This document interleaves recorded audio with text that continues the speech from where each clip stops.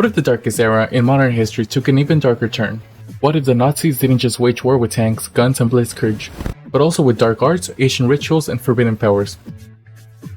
Welcome to Sumerian 6, a game where an alternate history meets occult warfare, and where the fate of the world rests on the band of 6 extraordinary individuals. But does this tactical occult style game live up to its ambitions? Well, let's find out. Of course, alternate histories have always intrigued us. They provide a lens through which we can explore the what-ifs of history, with outcomes drastically different from reality. This is the world Sumerian 6, a game that asks, what if Nazis during the height of the World War II managed to grasp occult weaponry? It's a setting we've seen before, sure, think Wolfenstein or even Hellboy, but Sumerian 6 doesn't rely solely on this well-worn trope. Instead, it pairs it with the premise with some truly satisfying tactical gameplay that puts the focus squarely on your ability to think strategically and stay on your toes. A stealth combat experience that constantly challenges you, surprises you, and rewards careful planning.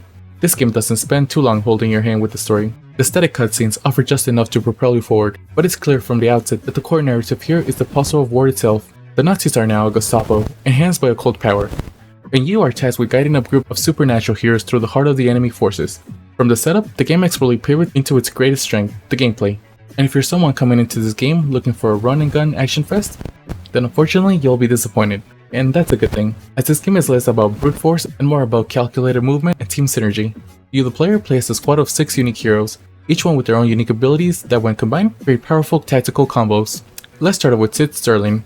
He can hitchhike into the bodies of enemies, perform silent melee attacks, and deploy flash bombs to disorient foes. His stealth capabilities are top-notch, allowing you to infiltrate the elevated enemies without raising alarms. And then there's this who can hypnotize enemies, swap places with them, or even turn invisible, essential for navigating tight spots where you're outnumbered. As you progress, you'll meet an alchemist who can dissolve enemies with chemicals, or a soldier with the power to summon lightning, and also a psychiatrist who, get this, can literally turn himself into a ghost, torment enemies, and shoot soul bolts from his hand. Oh, and there's Wojciech, a soldier who can transform himself into a bear. Yes, you heard that right, a bear. It might sound over the top, and it is, but in a way that keeps you consistently engaged and surprised. And here's where the game really gets interesting. Each character is powerful, which shouldn't be surprising, but they also have their own set of weaknesses, as you can't just throw your werebear into the fray and expect to win every encounter. Stealth and synergy are key. For instance, Rosa the Chemist can create human bombs, but her more effective moves, like her stunning limp, requires the help of another teammate. And this means coordinating and planning are critical. This game essentially forces you to approach every encounter as a puzzle, where the solution is never straightforward. And level design in the game shines the brightest, as every stage is laid out like a maze, which are filled with opportunities and danger, and encourage multiple approaches. You can try the stealthy route, stick into the shadows, distracting the guards with whistles, and using invisibility or possession to stay undetected. But make one wrong move, and the entire plan can fall apart in seconds. And the alarm system is brutal but fair. Enter an enemy's cone of vision for too long? Alarm. Try to rush an enemy? Alarm. Get spotted hiding in a cupboard? Alarm. And once the alarms go off, the game doesn't just throw more regular enemies at you. Nope, it sends the Panzer Wolves. These are high-powered soldiers infused with the cold tech, and these guys will hunt you down mercilessly.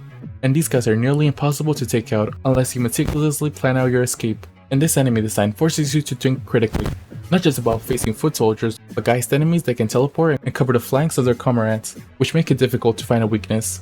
You also have to outthink them by exploiting character abilities. Sid, for instance, can climb into hard-to-reach spots, perfectly for silent takedowns, while Rosa can dissolve enemies without leaving a trace. And this is a game that rewards patience, as many encounters are puzzles that not just require one plan, but actually multiple contingencies, this in case things go wrong. And trust me, things will go wrong. I should mention that this game is about 25 hours long, so it's a pretty long game. There are some moments where the game truly shines, and this is because the game allows you to get creative with its mechanics and rewards you for thinking outside of the box. And even in chaos, the game manages to maintain its balance. If your stealth plan collapses, then it's not lost. The game shifts mechanics, lets you briefly stop time, plan out your next move, and control your crew all at once, allowing for a last-minute recovery that can feel earned.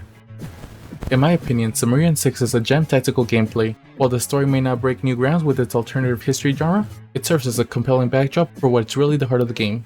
Deeply satisfying, brain-teasing stealth combat, the combination of a strategic complexity, the need for teamwork, and the brilliantly buried abilities of the titular 6 heroes creates a compelling, challenging experience that feels fresh and rewarding. And sure, the game does frustrate you a lot, but that's part of the charm of this game. But it encourages you to learn from your failures and rewards your patience and ingenuity. For me, the game's an 8.5 out of 10, and while the game is not revolutionary in its narrative, its gameplay is a masterclass of tactical designs. So if you're a fan of games like XCOM, Desperados 3, this is a must play, as it's a really great game. If you've played this game, did you like it? Would you recommend it? Let us know in the comments. Thank you for watching till the end. Don't forget to like, comment, share, and subscribe, and have a great day.